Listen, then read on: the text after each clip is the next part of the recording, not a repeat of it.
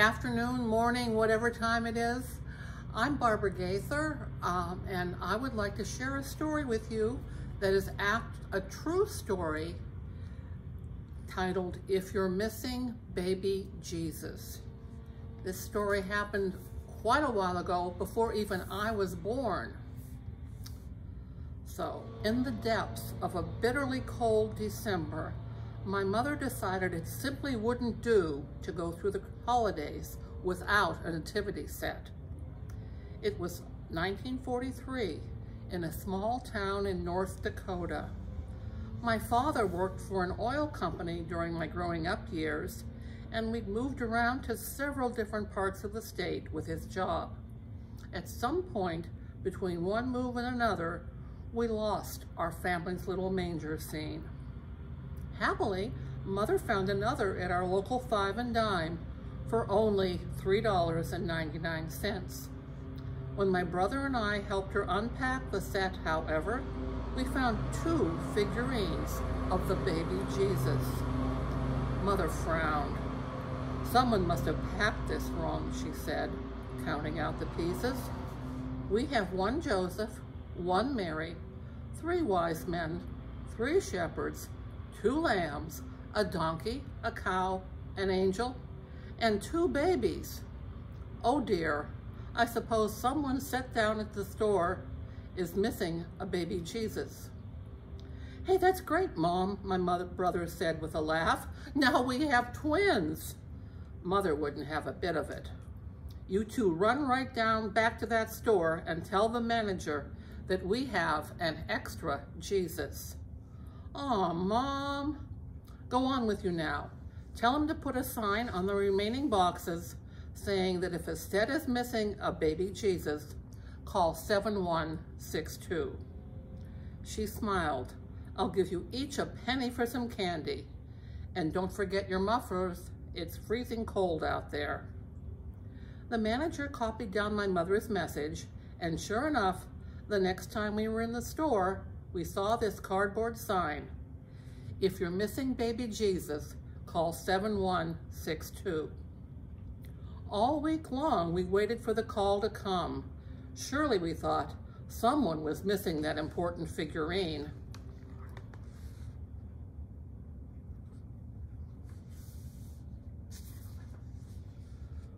What was a nativity set without the main attraction? Each time the phone rang, my mother would say, "I'll bet that's about Jesus." But it never was. With increasing exasperation, my father tried to explain that the figurine could be missing from a set anywhere, Minot, Fargo, or even Walla Walla, Washington, for that matter. After all, packing errors occurred all the time. He suggested we just put the extra Jesus back in the box and forget about it. "Back in the box," I wailed. "What a terrible thing to do to the baby Jesus, and at Christmas time too." "Someone will surely call," my mother reasoned. "We'll just keep the babies together in the manger until we find the owner." That made my brother and me happy. It was special to look into that little manger and see 2 Christ children, side by side, gazing up into the adoring eyes of Mary. And was that a surprised look on Joseph's face? But the days went by, and no one called.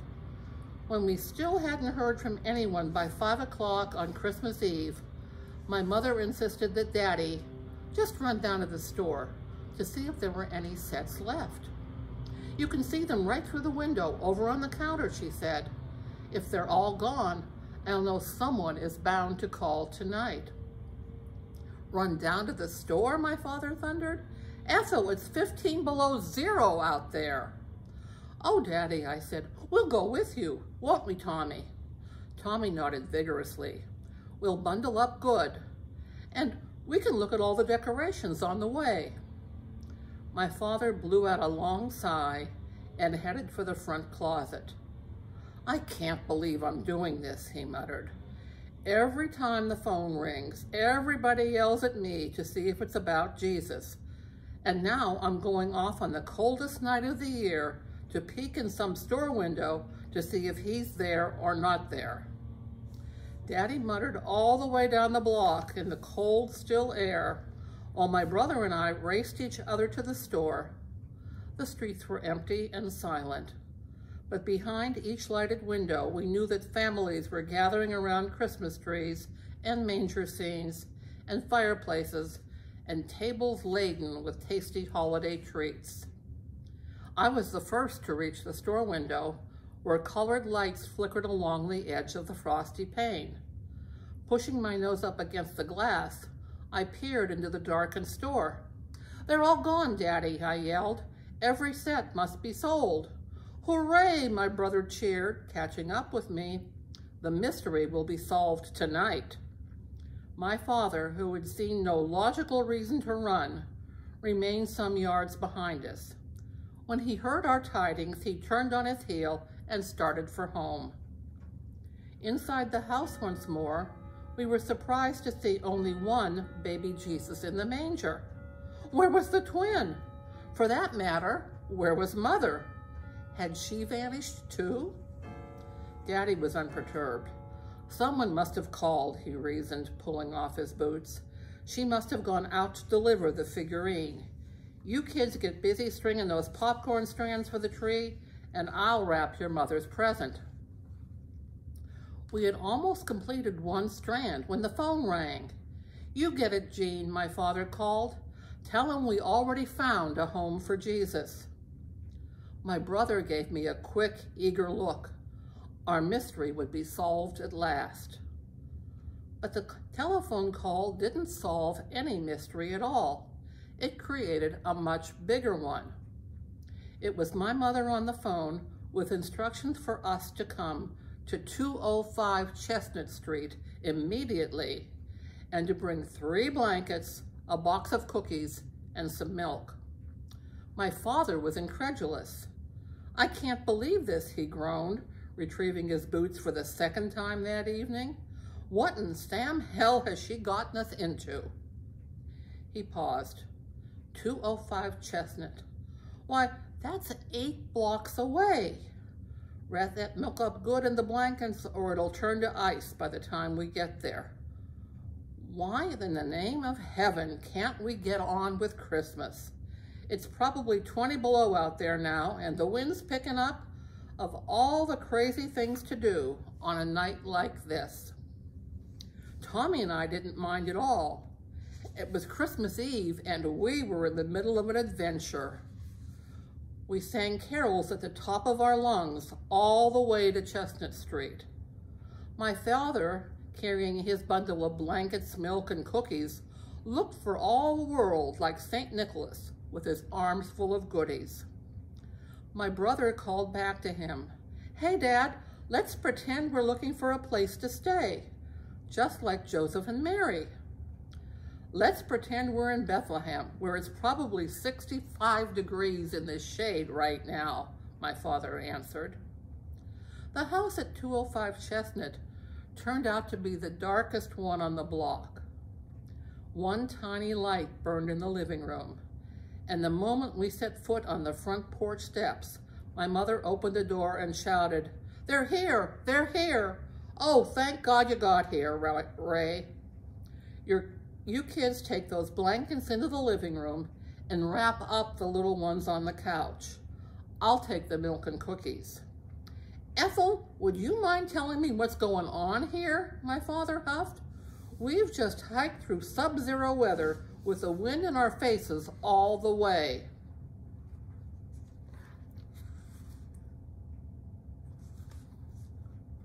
"Never mind all that now," my mother interrupted. "There's no heat in this house, and this young mother doesn't know what to do. Her husband walked out on her.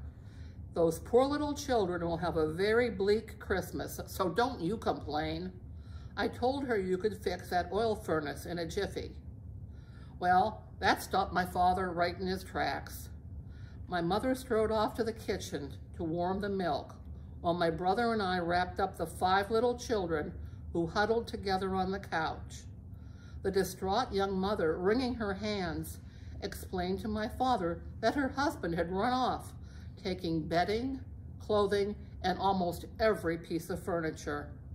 But she'd been doing all right, she explained, until the furnace broke down. I've been doing washing and ironing for folks and cleaning the 5 and dime, she said. I saw your number every day there on those boxes on the counter. Then, when the furnace went out, that number kept going through my mind. 7162, 7162. Said on the box that if a person was missing Jesus, they should call you. That's how I knew you was good Christian people willing to help folks. I figured that maybe you'd help me too. So I stopped at the grocery store tonight and called your missus. I'm not missing Jesus, mister, because I surely love the Lord, but I am missing heat. Me and the kids ain't got no bedding and no warm clothes. I got a few Christmas toys for 'em, but I got no money to fix that furnace. It's okay, my father said gently. You called the right number. Now let's see here. You've got a little old oil burner there in the dining room. Shouldn't be too hard to fix. Probably just a clogged flue. I'll look it over, see what it needs. My mother came into the living room carrying a plate of cookies and a tray of cups with warm milk. As she set the cups down on the coffee table, I noticed the figure of the baby Jesus, our twin, lying in the center of the table. There was no Mary or Joseph, no wise men or shepherds, just Jesus. The children stared wide-eyed with wonder at the plate of cookies my mother set before them. One of the littlest ones woke up and crawled out from under the blanket. Seeing all the strangers in his house, his face puckered up and he began to cry. My mother swooped him in her arms and began to sing to him. "'Tis is Christ the King, whom shepherds guard and angels sing." Mother crooned while a child wailed, "Haste, haste to bring him laud, the babe, the Son of Mary." She went on singing, oblivious to the child's cries. She danced the baby around the room until finally, in spite of himself, he settled down again. "You hear that, Chester?" the young woman said to another child. "That nice lady is singing about the Lord Jesus. He ain't ever gonna walk out on us. Why, he sent these people to us just to fix our furnace. And blankets. Now we got blankets too. Oh, we'll be warm tonight. Jesus saves. That's what he does." My father, finishing his work on the oil burner, wiped his hands on his muffler. "I've got it going, ma'am, but you need more oil. I'll make a few calls tonight when I get home, and we'll get you some." "Yes, sir," he said with a sudden smile. "You called the right number." When Daddy figured the furnace was going strong once more, our family bundled up and made our way home under a clear, starry heaven. My father didn't say a thing about the cold weather. I could tell he was turning things around in his mind all the way home. As soon as we set foot inside the front door, he strode over to the telephone and dialed a number. "Ed, this is Ray. How are you?" "Yes, Merry Christmas to you too." "Say, Ed, we have kind of an unusual situation here tonight. I know you've got that pickup truck, and I was wondering if we could round up some of the boys and find a Christmas tree, you know, and a couple things for..." The rest of the conversation was lost in a blur as my brother and I ran to our rooms and began pulling clothes out of our closets and toys off our shelves. My mother checked through our belongings for sizes and selected some of the games she said might do. Then she added some of her own sweaters and slacks to our stack. It was a Christmas Eve like no other. Instead of going to bed in a snug, warm house, dreaming of a pile of presents to open on Christmas morning, we were up way past our bedtime, wrapping gifts for a family we'd only just met. The men my father had called found oil for the furnace, bedding, 2 chairs, and 3 lamps. They made 2 trips to 205 Chestnut before the night was done. On the second trip, he let us go too. Even though it must have been 30 below by then, my father let us ride in the back of the truck with our gifts stacked all around us. My brother's eyes danced in the starlight. Without saying anything, we both knew Christmas could never be the same after this. The extra Jesus in our home hadn't been ours to keep after all. He was for someone else, for a desperate family in a dark little house on Chestnut Street. Someone who needed Jesus as much as we did, and we got to take him there.